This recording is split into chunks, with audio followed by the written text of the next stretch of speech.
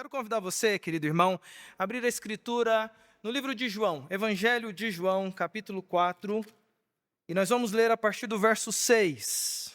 Você achou o texto? Fique em pé, por favor. João 4, 6, até o final, até o verso 30, não o final do capítulo 4, mas Evangelho de João, capítulo 4, a partir do verso 6 até o verso 30.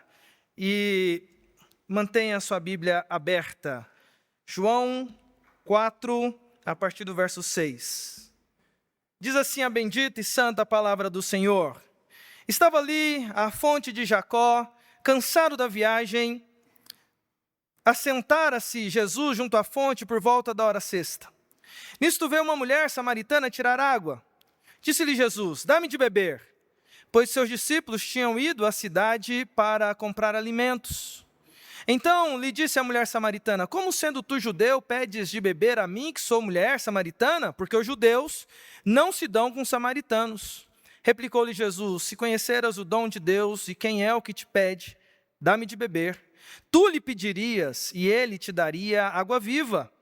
Respondeu-lhe ela: Senhor, tu não tens com que atirar, e o poço é profundo. Onde, pois, tens água viva? És tu, porventura, maior do que Jacó, o nosso pai, que nos deu o poço, do qual ele mesmo bebeu, e bem assim seus filhos e seu gado? Afirmou-lhe Jesus: quem beber desta água tornará a ter sede. Aquele, porém, que beber da água que eu lhe der, nunca mais terá sede. Pelo contrário, a água que eu lhe der será nele uma fonte a jorrar para a vida eterna. Disse-lhe a mulher: Senhor, dá-me dessa água para que eu não mais tenha sede, nem precise vir aqui buscá-la. Disse-lhe Jesus: vai, chama teu marido e vem cá. Ao que lhe respondeu a mulher: não tenho marido. Replicou-lhe Jesus: bem disseste, não tenho marido. Porque 5 maridos já tiveste, e esse que agora tens não é teu marido. E isto disseste com verdade. Senhor, disse-lhe a mulher, vejo que tu és profeta. Nossos pais adoraram neste monte, vós, entretanto, dizeis que em Jerusalém é o lugar onde se deve adorar. Disse-lhe Jesus: mulher, podes crer-me que a hora vem, quando nem neste monte, nem em Jerusalém adorareis o Pai.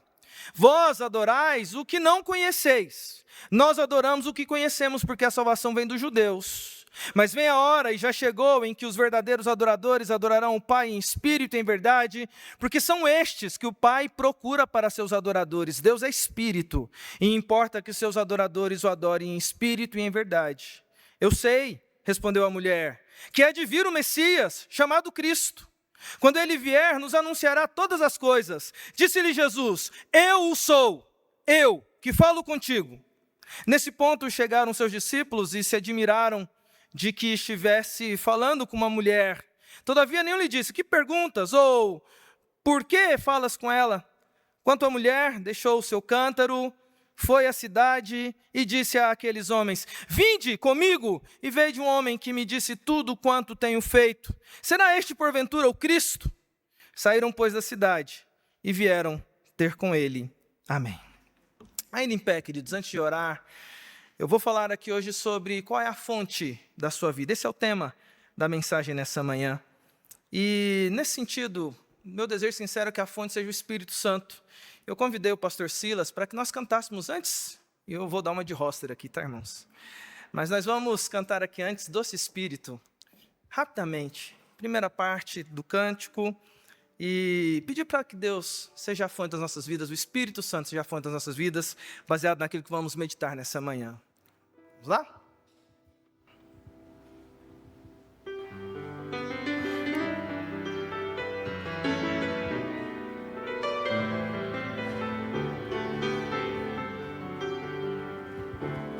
Há um doce Espírito aqui, e eu sei que é o Espírito de Deus. Já podemos todos perceber a presença de Jesus, o Salvador.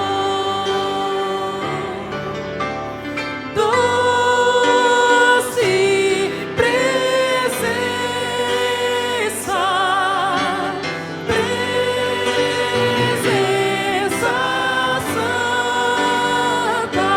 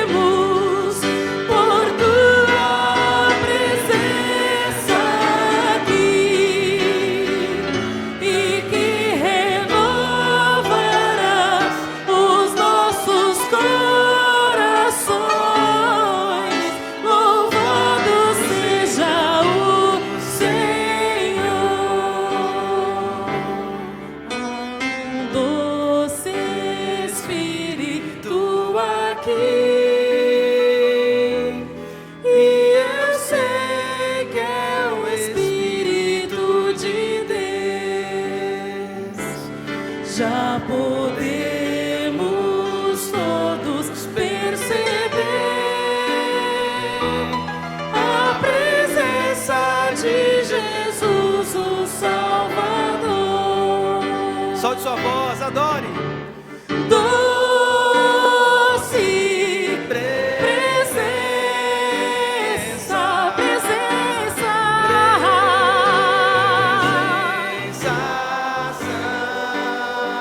vem sobre nós,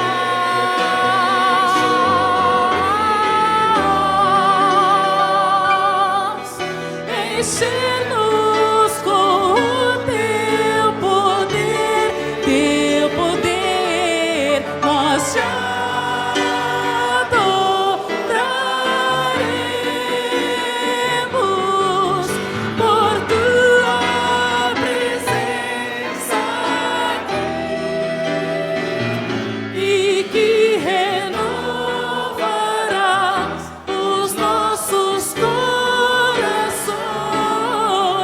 Louvado seja o Senhor, louvado Seja Senhor, louvado seja o Senhor.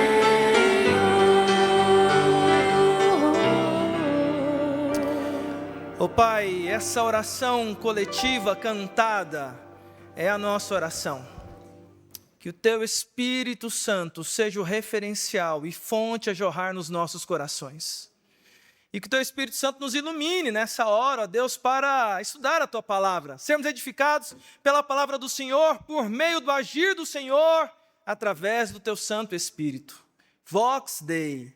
Fala conosco, ó Deus. Somos ovelhas do rebanho do Senhor. O Senhor colocou esse texto no meu coração já há vários dias.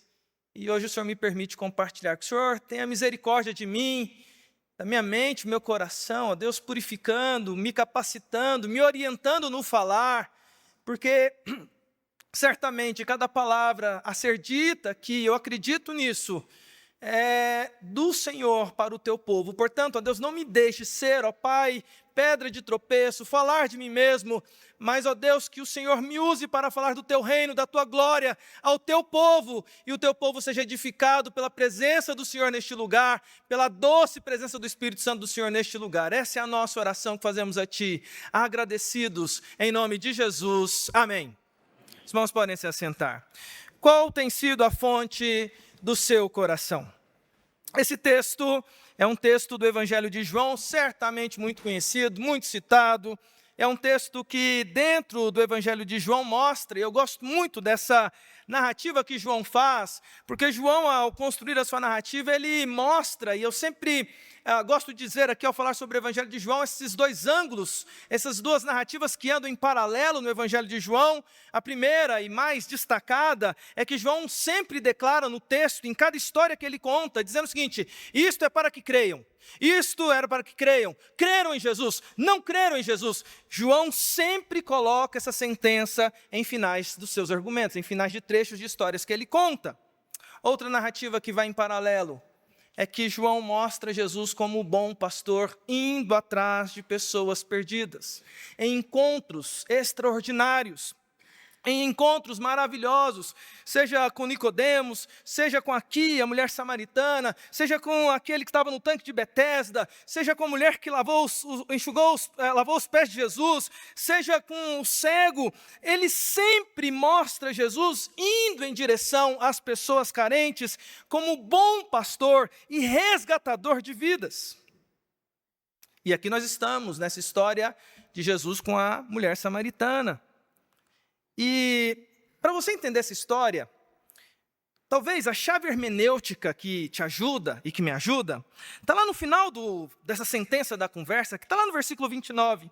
Porque depois que ela conversou com Jesus, ela foi falar para as pessoas a impressão dela. E a impressão dela é uma chave hermenêutica para a gente entender o texto. Ela diz assim: vinde e veide um homem que me disse tudo quanto tenho feito.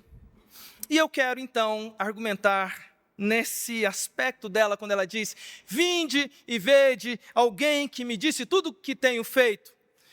Um comentarista que eu estava lendo essa semana sobre esse texto, ele fala o seguinte, ela era como se ela dissesse o seguinte: alguém leu a minha vida, mas a minha vida é um livro fechado e alguém conseguiu ler. A gente costuma usar a expressão, né? Minha vida é um livro aberto, com algumas páginas rasgadas, né, irmãos? Mas é um livro aberto com páginas que a gente retira ali. Mas alguns são vidas e livros muito bem fechados. Essa mulher é um livro fechado, que foi lido por Jesus. Na verdade, eu gosto muito desse capítulo 4, quando fala de fontes. Eles estão na fonte de Jacó, que é uma fonte antiga, tradicional, que foi dada ali por Jacó, a José. E você tem ali um ponto histórico, onde muita coisa aconteceu. Mas é interessante como o fato de ser ali uma fonte, a conversa vai girar muito em torno disso. Por isso o tema: qual tem sido a fonte da sua vida? Eu falei desse negócio de livro, e me permito ainda nesse elucidar, para vocês entenderem o que eu quero trazer para vocês de reflexão nessa manhã. Quando você está construindo um TCC, e eu acredito que muita gente aqui passou por essa fase, se passou, glória a Deus por isso, né? Quando você está construindo um TCC, ou você está escrevendo ali a sua monografia do mestrado, ou a sua tese do doutorado, quando você finaliza e dá à luz ali a sua tese, a sua monografia, o seu TCC, sempre tem um fenômeno interessante que acontece com os examinadores. Talvez tenhamos aqui alguns examinadores, eles hão de concordar comigo, espero eu. Quando você entrega a sua tese na mão de um examinador, de alguém que vai fazer parte da sua banca, seja no TCC, seja no mestrado ou no doutorado, geralmente quando alguém pega a sua tese, um bom examinador, ele vai fazer o seguinte: ele vai vai ler o tema, vai ver o seu nome. Eu já vi isso acontecer várias vezes. Ele vai abrir a sua tese e ele vai direto na bibliografia. E ele vai olhar a bibliografia que você utilizou para construir a sua argumentação. É interessante perceber que, geralmente, a bibliografia de uma tese, de um texto, é a fonte da construção daquele texto. E, geralmente, um examinador ele não gosta de poucas fontes. Geralmente, o cara já sai com a nota ruim quando ele mostra lá pouca bibliografia. Ele vai falar assim, pouquinha bibliografia, fraco esse trabalho. Ou quando as fontes são ruins, quando você está usando como referência pessoas ou referências ruins em que o seu argumento enfraquece porque a sua referência é fraca. Ou, quem nunca, né? Eu estou aqui numa fase da vida fazendo a minha proposta de tese de doutorado em ministério. A gente é estudante também. E estudante, de vez em quando, gosta de colocar fonte desnecessária, né? Você está falando sobre um tema e você enche de um monte de fonte e, de repente, um bom examinador ele vai olhar essa fonte e vai falar assim: o que isso aqui tem a ver com o que você está falando? Fontes desnecessárias. Sabe que nesse texto aqui, meus queridos irmãos, a minha proposta de observação com você é que Jesus olhou a bibliografia de vida daquela mulher, as fontes da vida dela. Quais são as fontes da sua vida, meu irmão? Aquele livro fechado, Jesus foi lá olhar as fontes que dirigiam o coração e a mente dela, a bibliografia de vida dela. Veja, o que eu quero dizer para você? Nenhum de nós está aqui com uma maneira de pensar construída do nada. Existem fontes que fizeram você ser quem você é e pensar como você pensa e olhar o mundo como você olha. Os professores que você teve, a cultura que foi dada a você, a história que te formou, fez com que você chegasse até esse ponto da sua vida. Você é alguém construído de fontes, tem bibliografia na sua vida, mas tem uma pessoa que consegue ler. E esse alguém é Jesus. Eu quero mostrar para vocês olhando para esse texto aqui. A primeira bibliografia, ou a primeira fonte que Jesus identifica nessa mulher, qual tem sido a fonte da sua vida? A primeira fonte que Jesus identifica nela é a fonte da cultura. Veja comigo do 6 ao 10, a conversa que se inicia entre os dois. Veja, diz assim o texto: estava ali a fonte de Jacó, cansado da viagem, assentara-se Jesus junto à fonte por volta da hora sexta. Nisto, era volta de meio-dia, tá, gente? Nisto veio uma mulher samaritana tirar água. Disse-lhe Jesus: dá-me de beber.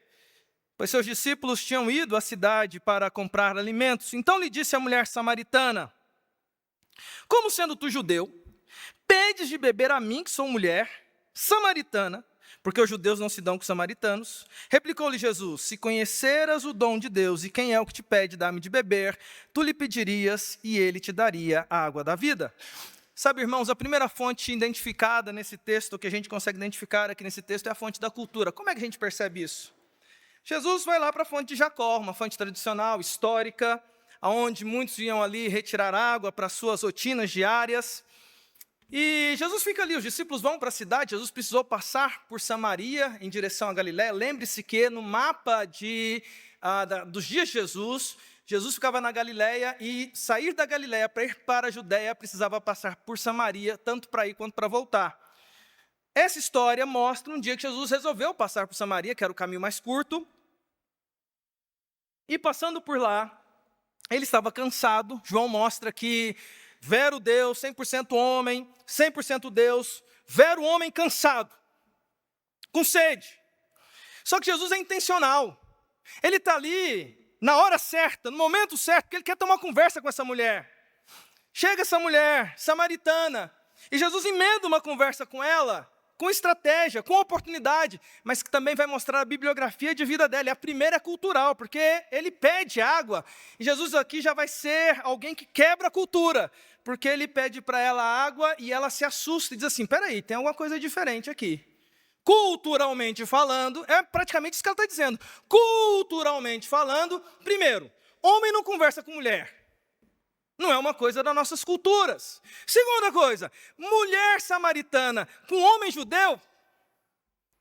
Porque os samaritanos, e aí vem um comentário do autor, os samaritanos não se davam com judeus e os judeus com samaritanos não se davam. Questão histórica, questão de divisão, por conta desde a divisão do Reino do Norte e Reino do Sul, e toda a contaminação que ficou em Samaria, e os judeus não gostarem dessa contaminação. Tem uma raiz histórica dessa divisão. Mas tem mais. Um mestre rabino jamais, do ponto de vista cultural, tomaria água numa vasilha, num cântaro, como diz no final do texto, que tinha estado na mão de uma mulher samaritana. Veja, Jesus não está com vasilha, ele diz assim: me dá de beber. E ela se assusta: peraí, você vai beber da minha vasilha? Quer dizer então que você, culturalmente, vai ficar impuro. Como é que é esse negócio que você está pedindo para mim? Irmãos, e aqui a gente percebe uma coisa muito interessante que faz parte da jornada das pessoas, que essa mulher, ela então, por conta do seu coração, ela se mostra profundamente atingida pela sua cultura. E nós somos assim também. Essa mulher mostra para nós que a sua cultura tinha feito com que ela tivesse um olhar sobre as coisas. A construção que ela fez de vida, a construção que ela fez a partir da cultura que ela foi ensinada, a construção que ela fez a partir da influência, dos ensinamentos, das rotinas culturais, fez com que ela tivesse uma interpretação da realidade a partir da conversa que ela tem com Jesus. E essa é a primeira bibliografia que Jesus mostra para ela. Você tem uma cultura que é forte em você.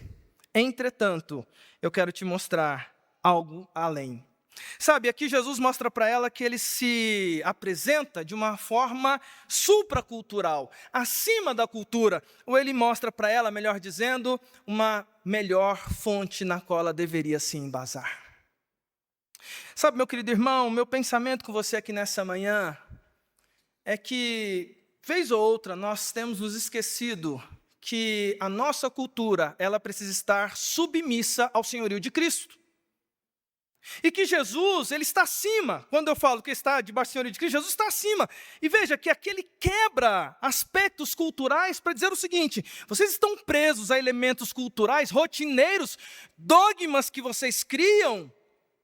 E Jesus chega aqui e diz o seguinte: eu consigo mostrar para vocês algo mais profundo, que inclusive quebra vícios e aspectos culturais da jornada de vocês. Sabe, meu querido irmão, minha querida irmã, Jesus é aquele que consegue ver a bibliografia do nosso coração. Quantas vezes, por hábitos e costumes puramente culturais, nós deixamos de ver a bênção e de viver na bênção de Jesus? Quantas vezes, por rotinas que a gente aprendeu na vida, por cultura, a gente deixa de estender a mão ao necessitado, e às vezes até mesmo fica com o coração endurecido, porque culturalmente nós fomos ensinados assim. Eu sempre me lembro de uma história que eu ouvi na minha adolescência, e é uma história bem bobinha, mas ela serve aqui, de uma mulher que fazia bolo, e ela fazia esse bolo sempre com uma massa que se estendia, e ela, quando terminava a massa daquele bolo, ela cortava uma parte da massa e colocava o restante na forma e colocava para assar o bolo. E ela fazia assim, e assim foi fazendo, até que um dia um filho, né, chega nela e pergunta assim: mamãe, por que você, sempre quando você termina de fazer a massa, faz uma massa grande, você corta um pedaço e coloca para o lado e põe para assar uma outra parte? E ela pega e responde: não, porque eu aprendi assim com a minha mãe. Aí a menina curiosa, a criança curiosa, perguntou assim: então vou perguntar para a vovó por que a vovó faz assim. E foi na vovó. E aí a vovó foi lá e foi perguntar para a vovó: vovó, eu aprendi que a mamãe estava fazendo bolo, vi que ela estava fazendo bolo, ela faz uma massa maior, ela tira uma parte no final da massa para colocar lá na forma, e ela sempre faz assim, coloca no forno. Por que a senhora faz assim? Aí a avó disse: não, aprendi com a minha mãe. E aí a criança curiosa tinha a bisavó lá, viva ainda, para poder perguntar. Levou na bisavó. A bisavó já mais aposentadinha. E aí foi perguntar à bisneta: Bisa, eu perguntei para a vovó, perguntei para a mamãe, e falaram que a senhora ensinou. O quê, minha bisnetinha? A minha mãe faz bolo, sempre uma massa grande. E quando ela termina, ela tira um pedaço da massa para colocar na forma e assa. E eu falei: mãe, por que você faz isso? Aí ela falou: a minha mãe ensinou assim. Eu fui na vovó, perguntei para ela, ela falou que a senhora ensinou assim. E aí vocês já entenderam, né, gente? Vocês são inteligentes, vocês sabem. A bisavó pegou e falou assim: não, minha filha, é que a bisa tinha forma pequenininha. E a massa que eu fazia não cabia na forma, a gente não tinha forma grande na época. E aí acabava que sobrava. Era só por causa disso. Veja, um desperdício que passou a ser replicado de geração em geração, porque culturalmente se aprendeu assim. Meu querido irmão, minha querida irmã, em nome de Jesus, Jesus é a nossa fonte supracultural, que está acima de hábitos e vícios culturais que podem estar em nossa vida e não glorificam a Deus. Jesus chega nessa mulher e diz o seguinte: ok, deixa eu dizer para você uma fonte que se você beber dela, você nunca mais vai ter sede. Inclusive, esse paralelo que faz ali no original entre fonte, que é um lugar do poço, que ele tinha que tirar dali, e a fonte da água viva aqui nesse primeiro momento, Jesus está falando de nascentes. No original grego, Jesus está falando de nascentes. Ele está falando o seguinte: olha, eu tenho um local de nascentes de águas. Para um judeu naquele lugar, para um samaritano, para aquela região, encontrar um lugar onde tivesse água brotando era, sem sombra de dúvida, um lugar dos sonhos. Ela diz assim: eu quero essa fonte que jorra. Jesus está falando o tempo inteiro que Ele pode transformar a nossa cultura a partir do olhar diferente que Ele tem. Uma segunda fonte que a gente identifica dessa mulher, rapidamente, é uma fonte de cosmovisão. Segundo ponto, primeira fonte, a fonte da cultura. Segunda fonte, a fonte da cosmovisão dela. Veja, a conversa continua a partir do verso 11. Veja o que acontece na sequência. Diz assim: respondeu-lhe ela: Senhor, tu não tens com que tirar. E o poço é fundo, mais ou menos tinha uns 30 metros o poço, tá? Onde, pois, tens a água viva, ou a água da nascente? És tu, porventura, maior do que Jacó, o nosso pai, que nos deu o poço, o qual ele mesmo bebeu, e bem assim seus filhos e seu gado? Afirmou-lhe Jesus: quem beber desta água tornará a ter sede. Aquele, porém, que beber da água que eu lhe der, nunca mais terá sede. Pelo contrário, a água que eu lhe der será nele uma fonte a jorrar para a vida eterna. Disse-lhe a mulher: Senhor, dá-me dessa água para que eu não mais tenha sede, nem precise vir aqui buscá-la. Disse-lhe Jesus: vai, chama teu marido e vem cá. Ao que lhe respondeu a mulher: não tenho marido. Replicou-lhe Jesus: bem disseste, não tenho marido, porque 5 maridos já tiveste, e esse que agora tens não é teu marido. Isso disseste com verdade. Uma segunda fonte que a gente identifica na bibliografia de vida dessa mulher e que Jesus apresenta para nós é a cosmovisão de mundo que ela tem. Veja que a conversa prossegue, e agora temos uma curiosidade dessa mulher sobre essa questão da fonte, ela quer saber dessa nascente, e então Jesus agora vai mostrar como essa mulher enxerga a realidade, porque Jesus fala para ela assim, ok, eu tenho fonte da vida eterna para mostrar para você, sim, mas por favor, antes de nós continuarmos a conversa, traga aqui o seu marido, por favor. E aqui Jesus está revelando algo da cosmovisão de vida. Essa mulher, por ela contar para nós, ela mesma, que ela teve 5 maridos, e esse último não era, né? E Jesus fala assim, ok, você está certa, né? Porque este último não é teu marido de verdade. A gente percebe pelo menos algumas coisas interessantes de cosmovisão dessa mulher. Ela, por conta de ser samaritana, por conta da realidade dela, a gente pode até identificar aqui uma cosmovisão parecida com a geração atual, porque essa mulher me parece muito uma pessoa de cosmovisão existencialista. Eu explico. Onde que está o existencialismo dela? Ela está em busca da felicidade. Porque se você perceber, ela provavelmente é uma profunda romântica, querendo, de alguma forma, em relacionamentos, encontrar paz para o seu coração. E Jesus não a julga pela dor do seu coração. Jesus, inclusive, diz, de fato, essa tem sido a sua vida, mas você está procurando encontrar satisfação para a sua vida na fonte errada. Veja, quando eu falo que ela é existencialista, é porque, nesse sentido, quando eu olho para a cosmovisão dela, me parece muito com a cosmovisão atual das pessoas. As pessoas têm sido assim, elas vão em busca de relacionamentos um atrás do outro, em busca de se sentirem, de alguma forma, satisfeitas nas suas dores. E me permita argumentar um pouquinho mais sobre essa questão do existencialismo, para você entender bem aonde eu quero chegar. Se você divide a história com os pontos de diferença em que define um momento do outro, você tem a Idade Média, que ela é chamada de Era das Trevas, ok? Todo mundo sabe disso. Aqui estou o pessoal aqui da Unida sabe disso. Era das Trevas, Idade Média. A Era das Trevas foi substituída por uma outra era chamada de Iluminismo. E o Iluminismo tem uma característica interessante como movimento humano. O Iluminismo, ele é chamado também da Era da Razão. Se você pega o Iluminismo e as construções a partir do Iluminismo, aliás, é interessante porque se você tem na história um momento chamado de Era das Trevas, olha como é que a história é interessante. Iluminismo, luz, para iluminar o que estava em trevas. A Era das Trevas é chamada de Era das Trevas também porque, segundo aqueles que pensam assim, tem o movimento também da religião. A Era das Trevas porque era a era dominada pelos religiosos. Aí vem a época da razão, o Iluminismo. Agora o ser humano vai encontrar a plenitude, porque ele vai ser um homem racional.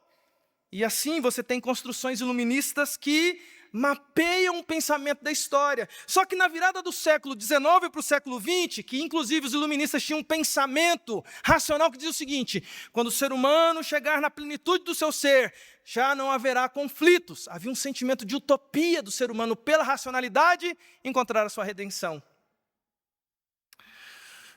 Vem 2 guerras, vem pandemia, o ser humano descobre tecnologias novas, mas usa para o mal. E isso provoca no ser humano uma tristeza de coração. E aí você tem uma resposta geracional a partir do século XX que se chama existencialismo. E o que é o existencialismo? O existencialismo é quando você então diz o seguinte, em outras palavras, a razão ela machuca, vamos dar razão, vamos dar vazão para os nossos sentimentos. E aí você tem, a partir do século XX, construções na poesia, na literatura, na filosofia, no cinema, nas músicas. Tudo que permeia a sua realidade é embasada num conceito de que você precisa ser feliz. Por mais que você pense que isso não te influencia, nascer imerso nessa realidade, faz com que a gente acabe em algum momento, pensando assim. E por que eu estou dizendo isso? Jesus apresenta para ela a realidade da cosmovisão que ela tinha, para dizer para ela o seguinte, você está com essa cosmovisão aí existencial, e você não é feliz. Você está buscando isso para a sua vida, e você não está encontrando felicidade, você está desesperada, e você não encontrou paz. Mas eu tenho paz para te oferecer.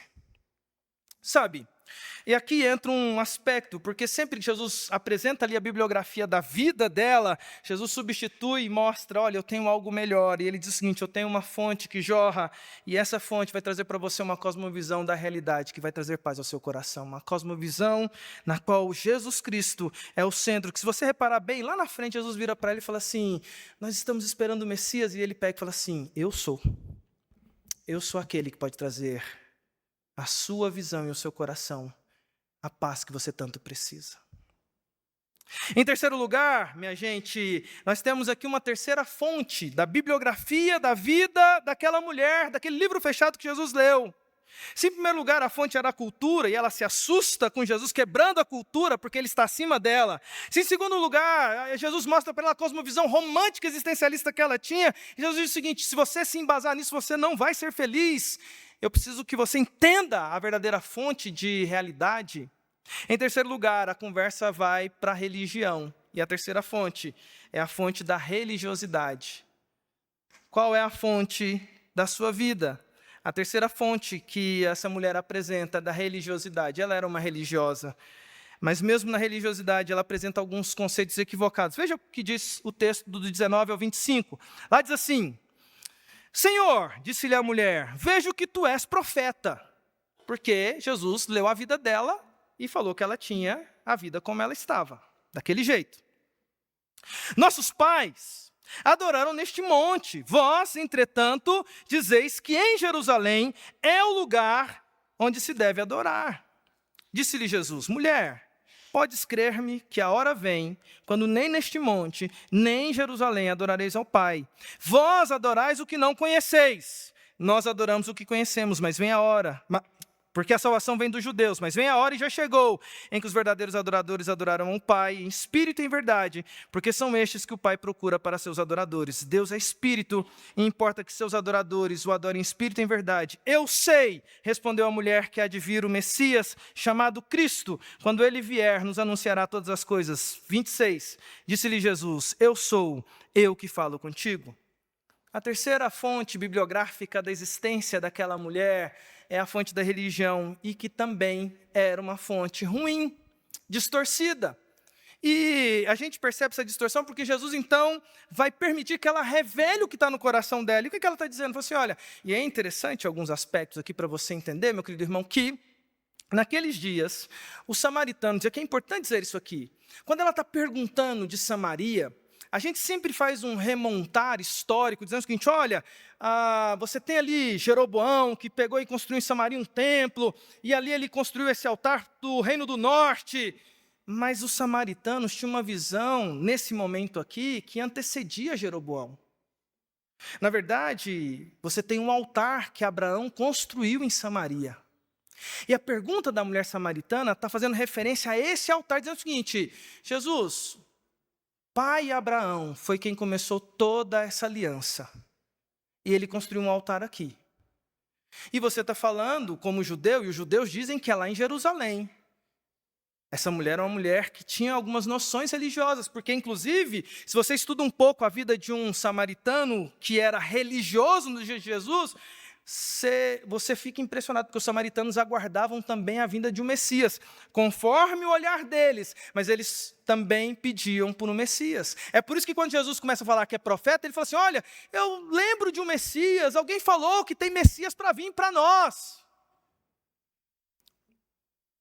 Mas acontece que mesmo a visão religiosa daquela mulher era uma visão religiosa defeituosa, porque a interpretação que ela tinha estava cheia de informações distorcidas ou informações ou falta de informações que faziam com que ela chegasse a uma conclusão de vida equivocada e que refletia na adoração dela.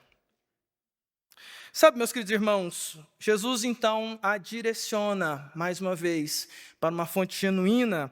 E aí a fonte que ele direciona é a fonte da fé.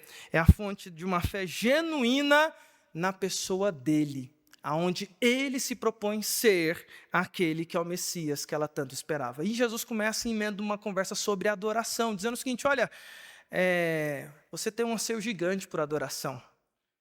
E, de fato, tem chegado o momento em que Deus está encontrando para si verdadeiros adoradores que o adorem em espírito e em verdade. E para isso, você precisa embasar a sua vida e a sua fonte na fonte correta, que é Jesus Cristo, o Messias verdadeiro. O que isso tem a ver conosco, meus irmãos? Para a gente poder caminhar para o encerramento da nossa mensagem aqui nessa manhã. Tem a ver, meus queridos irmãos, que da mesma forma como Jesus leu a bibliografia de vida daquela mulher, Jesus também lê a bibliografia de vida nossa. Vez ou outra a gente pode falar alguma coisa, a gente pode fazer orações, a gente pode viver a nossa vida, mas de fato, Jesus quando olha para nós, Ele conhece qual é o embasamento que tem feito o que tem feito a gente fazer o que a gente faz. Jesus conhece o embasamento que tem feito a gente pensar como a gente pensa. Jesus tem visto o embasamento, as fontes que faz você agir como você age. E eu termino dizendo para você aqui nessa manhã, nós precisamos batalhar para buscarmos a fonte correta, para que o nosso coração seja alimentado tanto na cultura, quanto na cosmovisão, quanto na nossa religião e fé, com o olhar correto que Jesus tem para as nossas vidas. Me permita contar uma história para você, porque eu fiquei aqui falando sobre fontes e fontes e fontes. Eu quero terminar contando uma história de uma fonte, não, de uma árvore. Conto uma antiga história que eu gosto muito, de uma árvore muito antiga e frondosa, com raízes muito profundas, e tão profundas que eram essas raízes dessa árvore, que, por conta da sua sombra, da sua extensão, alguns viajantes começaram a usar essa árvore como ponto de descanso. E a sombra dessa árvore, que era muito extensa, começou a ter uma quantidade grande de pessoas parando debaixo dessa árvore para acampar, para ficar ali.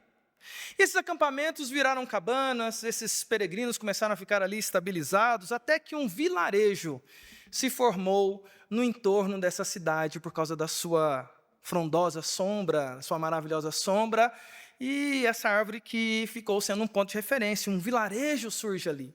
E esse vilarejo cresceu, esse vilarejo se estendeu, esse vilarejo prosperou em torno dessa árvore, até que um dia apareceu um líder do vilarejo e falou o seguinte: olha, nós precisamos avançar, nós precisamos melhorar, nós precisamos de espaço. E para ter espaço aqui, nós vamos precisar de um projeto maravilhoso para uma nova fase do nosso vilarejo de expansão, e essa fase começa com o derrubar dessa árvore no centro da cidade, onde nós construímos esse vilarejo em volta. Nós precisamos derrubar a cidade. Fez lá um plebiscito, aprovaram a derrubada da árvore, e aí lá vai o líder do vilarejo com essa missão, chamando algumas pessoas para derrubar a árvore que estava ali no centro do vilarejo. Eles fizeram toda a parte de cima, derrubaram, e quando eles fazem isso, primeiro vem a parte de cima, ali com toda a técnica, para não atingir nenhuma casa, aquilo ali estava antigo, conseguem derrubar a árvore, e aí vem uma segunda etapa desse mesmo projeto, dizendo o seguinte: olha, agora que nós derrubamos a árvore, nós precisamos arrancar as raízes dessa árvore, porque ao arrancar as raízes dessa árvore, nós vamos ter então limpo esse terreno para a nova fase da vida do nosso vilarejo. E aí eles têm uma decepção profunda. Porque quando eles começam a escavar as raízes, aquela árvore era uma árvore tão antiga, e ela tinha uma característica que as raízes da árvore eram maior do que a sua copa.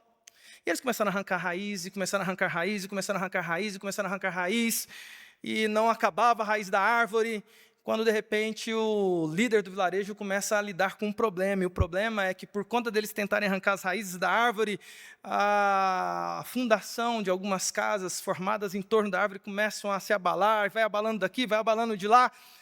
O vilarejo todo entra em condenação por causa de uma árvore que eles resolvem arrancar. As suas raízes eram tão profundas que não tinham como ser retiradas sem causar um estrago. A gente precisa viver uma vida tão profunda, com a Escritura sendo a fonte do seu coração, que precisa chegar no momento da sua vida, meu irmão, minha irmã, em que o que você fala e o que você pensa é a palavra de Deus. Que os seus sentimentos são aquilo que a Escritura, como fonte, trabalharam na sua cultura, trabalharam na sua forma de ver, trabalharam no seu jeito de ser. E se nós comparássemos a Escritura como uma árvore plantada no centro do seu coração, a gente deveria chegar num ponto da nossa vida em que essa fonte é tão poderosa, em que, se fosse possível arrancar de nós a palavra de Deus, não ia sobrar nada no lugar. Vez ou outra eu tenho a impressão de que, se arrancar a palavra de alguns corações, não vai fazer diferença nenhuma. Porque as fontes são essa cultura. A fonte é o existencialismo, o pós-modernismo e tantos ismos que tem nesse mundo. A fonte é a sua religião que você fez do seu jeito. Mas a gente precisa chegar num ponto da nossa vida em que a nossa fonte é Jesus, de tal forma que o meu jeito de olhar é Jesus, o meu jeito de falar é Jesus, as minhas conversas são versículos, o meu pensar são textos bíblicos. Eu não estou falando de decoreba não, viu, irmão? Não é isso que eu estou falando. Eu estou falando de princípios e valores que estão tão enraizados em você, que, se arrancassem eles, não sobraria absolutamente nada. Eu quero chegar num dia em que, se arrancar a Bíblia do Alexandre Antunes, não sobrou nada, porque o Alexandre Antunes e a Bíblia já é uma coisa só. Que seja assim na sua vida. Que a fonte a jorrar em você faça de você alguém que enxergue a cultura a partir de Cristo, que tem uma cosmovisão de Cristo e que vive uma fé genuína através de Cristo Jesus. Vamos orar, meus queridos? Feche seus olhos. Quero orar por você nesse momento, pedindo a bênção de Deus sobre a sua vida.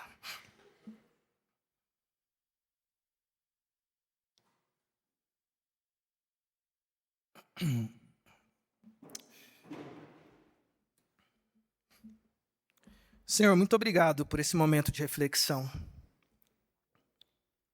E, de fato, ó Deus, que o Senhor seja essa fonte a jorrar em nós para a vida eterna. Senhor, que na bibliografia da nossa vida, a fonte da cultura seja uma cultura do céu, uma cultura de Cristo.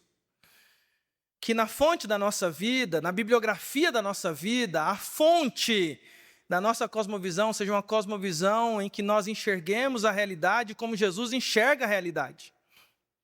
Pai, e ao olhar a bibliografia da nossa vida, Senhor, que o Senhor possa identificar em nós pessoas que vivem não uma religiosidade vazia, mas uma fé verdadeira em Jesus Cristo, que faz com que nós pensemos, que nós possamos agir, falar de uma forma sempre que glorifique o Teu nome.